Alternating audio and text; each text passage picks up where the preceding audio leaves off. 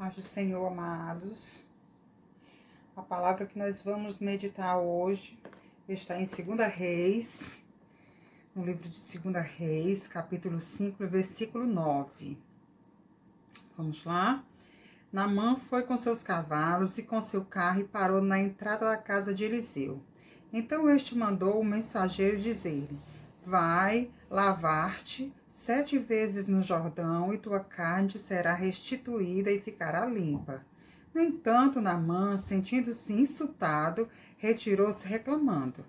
Eu imaginava que este homem viria receber-me pessoalmente, invocaria em pé o nome do Senhor, o seu Deus, moveria a mão sobre as feridas e me curaria desta enfermidade horrível na minha pele.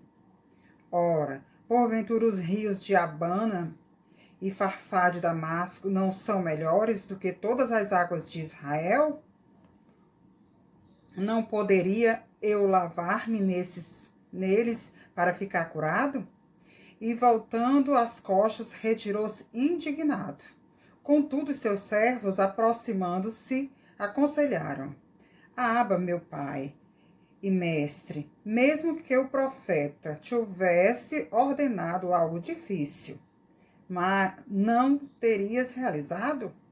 Quanto mais agora que ele simplesmente te orienta a lavar-te e ficarás purificado.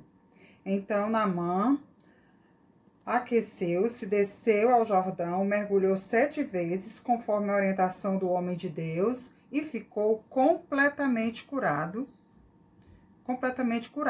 Sua pele tornou-se sadia, limpa como a pele de um menino. Glória a Deus. Amados, essa palavra, né, ela fala de um homem muito soberbo. Ela fala de Naamã, né, que era um general do exército da Síria, um homem que tinha grande poder, que tinha muito poder naquela época, era um homem muito importante, muito orgulhoso, e por isso ele tinha muito poder, né? E isso fazia dele um ser orgulhoso, né?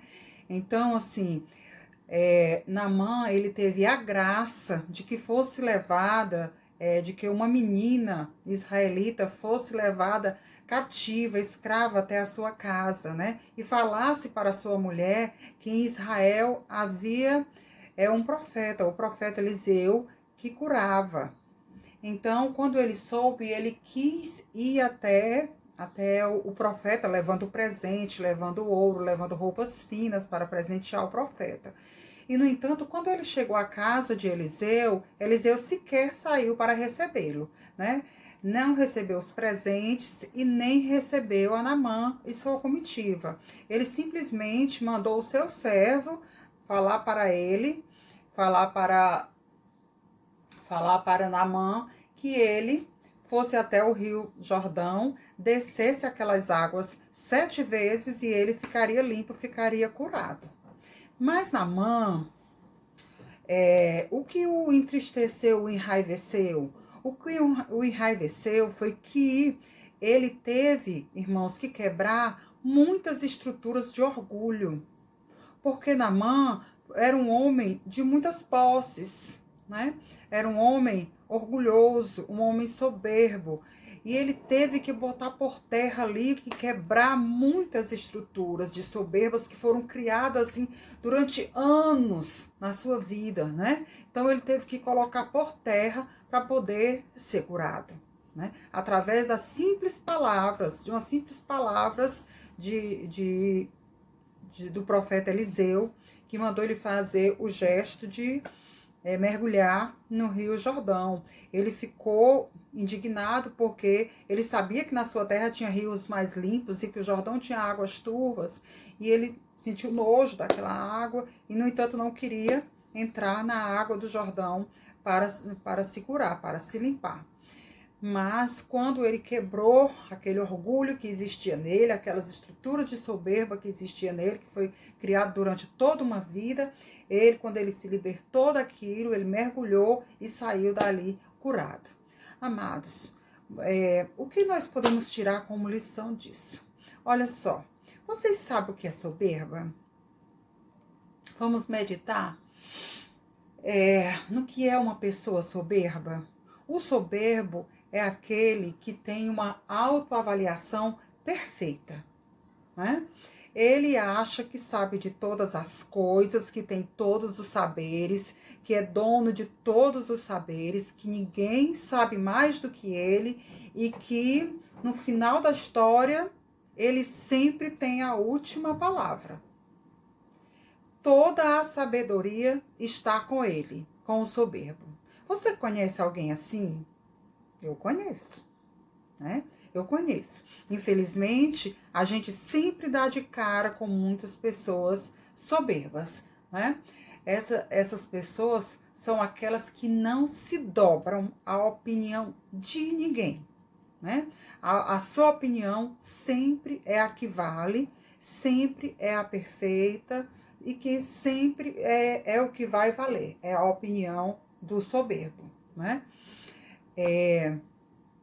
Irmãos, olha só, nós, desde que nascemos, desde criança, que nós começamos a aprender. E nós crescemos, né? E até envelhecer, nós continuamos aprendemos. Então, nós aprendemos a vida inteira. E se nós aprendemos a vida inteira, né?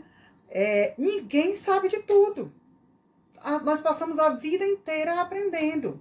Ninguém sabe de todas as coisas. Todos nós estamos aprendendo um pouquinho a cada dia, né? Tem gente que sabe de muitas coisas, né? Tem muita gente que sabe de muitas coisas, mas cada um sabe muito sobre um determinado assunto, né?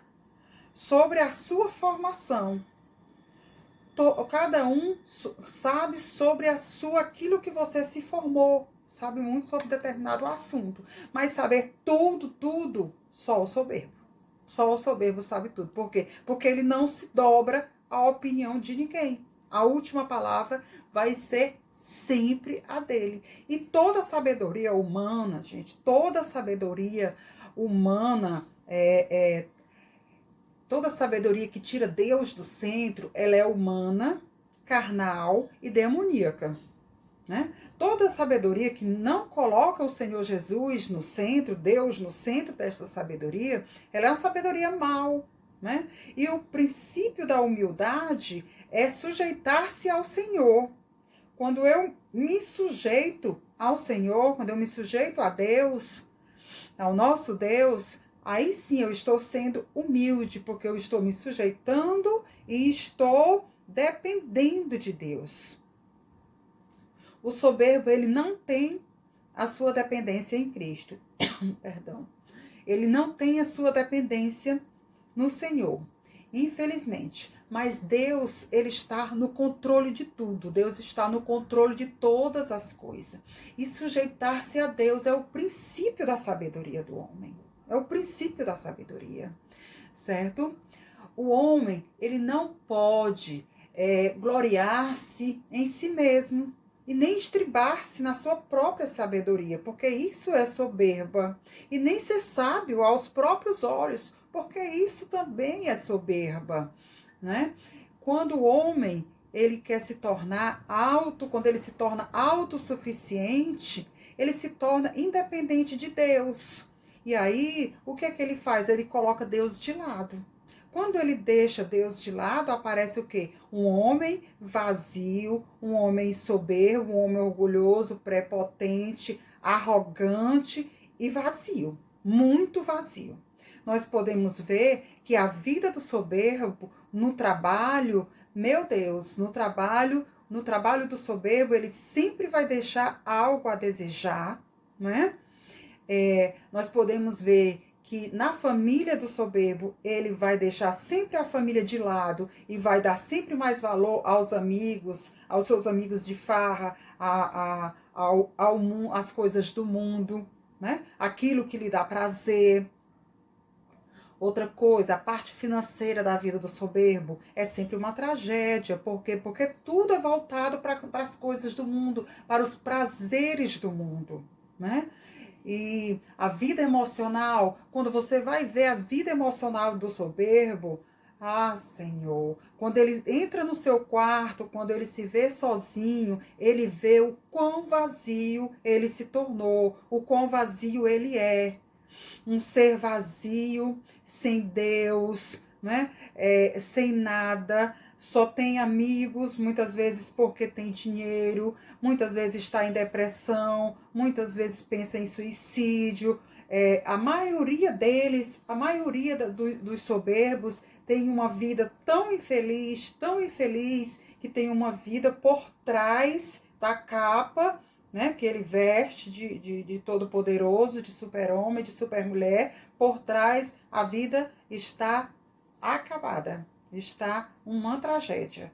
Mas ele está sempre ali mantendo a pose, né? E o espiritual, a vida espiritual do soberbo, gente, que pena, né? Que ele está sempre à mercê das retaliações de Satanás. Por quê? Porque ele não tem cobertura espiritual. Nós podemos ver que o soberbo, ele tem dificuldade de aceitar a pessoa de Jesus Cristo. Quando nós chegamos para um soberbo, para oferecer Jesus como Senhor e Salvador da sua vida, ele sai pela tangente.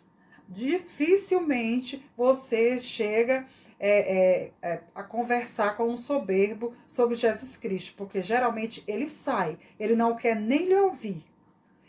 Dificilmente você vai conversar com um soberbo e ele vai parar para te ouvir, né? Para falar sobre Jesus. Mas eu digo uma coisa, vamos repensar por esses tempos, né? Por esses tempos de tantos dias maus que temos vivido nesses últimos tempos. Nós temos que repensar, porque ruim, irmãos, não é viver sem Cristo. Ruim é morrer sem Cristo. Ah, morrer sem Cristo é triste. Sabe por quê? Porque você vai ter essa vida aqui que nós estamos vivendo. Mas depois dessa vida, nós vamos continuar uma vida maravilhosa. Quem tem Cristo Jesus vai continuar uma vida maravilhosa, sem choro, sem dor, sem ranger de dente, né? Lá no céu com o Senhor. O que não tem Cristo vai para onde? Vai ser como? Ou não vai ter outra vida? Vai para a segunda morte. E isso é muito triste. Isso é para ser repensado. E eu chamo a vocês, meus irmãos, vocês que não aceitaram Jesus até hoje, vocês que se dobram diante de estátuas, diante de pedaços de pau, de pedaços de gesso, vocês que oram a Deus mudo, que está lá no mandamento, no segundo mandamento da lei de Deus, leia lá em Êxodo, no mandamento, nos 10 mandamentos que está lá em Êxodo, leia o segundo mandamento. O segundo mandamento está completo lá em Êxodo. Leia lá qual é o segundo. Não se dobrar diante de estátuas, diante de deuses com D minúsculo, de deuses feitos por mão humana, por deuses feitos por mão de homem. Isso é o que abomina. Isso Deus abomina. Abomina o coração de Deus. Ira o coração do nosso Deus. E é só o que a gente tem visto ultimamente. Só o que tem visto. Infelizmente, as pessoas ouvem aqui e saem do outro lado, né? Mas, irmãos, nós não somos eternos, tá? Um dia todos nós vamos partir.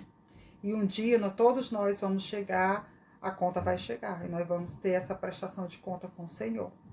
E é esse recado que eu quero deixar para vocês no dia de hoje, tá? Beijo, até o próximo.